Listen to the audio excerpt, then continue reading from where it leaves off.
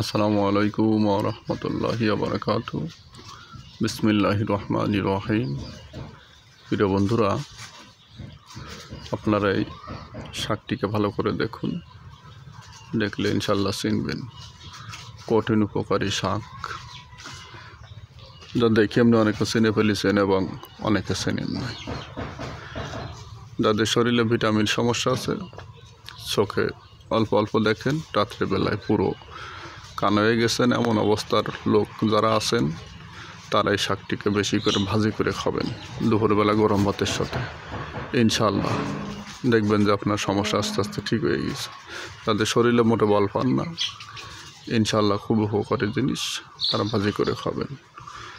যাদের অ্যালার্জির সমস্যা আছে তারা একটু কম খাবেন, কারণ এ খাইলে কিন্তু অ্যালার্জি একটু চাপ দেয়। এই জন্য তারা, যাদের অ্যালার্জি আছে তারা কম খাবেন। খাবেন না এটা না, খাবেন কিন্তু একটু কম।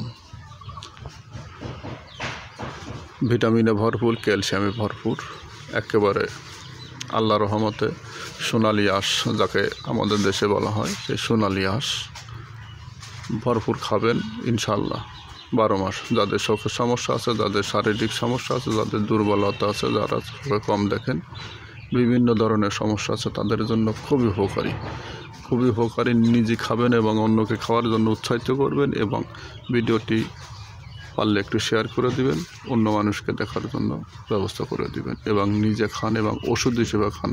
যাদের শরীরে ঘা পাচড়ার সমস্যা আছে, মুখে ঘা হয় ভিটামিনের অভাবের জন্য, ক্যালসিয়ামের অভাবের জন্য ঘা পাচড়া হয়, তারা খান। ইনশাআল্লাহ দেখবেন যে আপনার ঘা পাচড়া কমে গেছে। যাদের সকল সমস্যা আছে তাদের ইনশাআল্লাহ খান, কয়েকদিন খান, ইনশাআল্লাহ দেখবেন যে আপনার বিশাল উপকার হয়ে গেছে।